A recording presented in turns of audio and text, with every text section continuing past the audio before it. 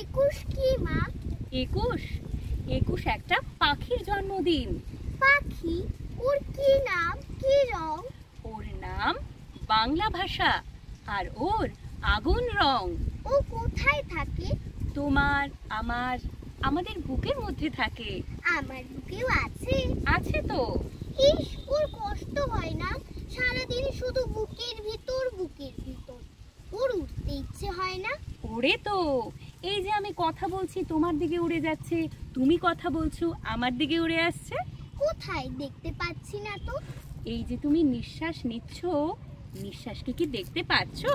পাচ্ছি না তো। ও কি নিঃশ্বাসের মতো মা? এতক্ষণে ঠিক বুঝেছো। ও বুকের মধ্যে কোথায় থাকে? আমার বুকে কান পাতো, কিছু শুনতে পাচ্ছো? পাচ্ছি তো, টিক টিক টিক। এই শব্দটাই ওই পাখিটার বাসা।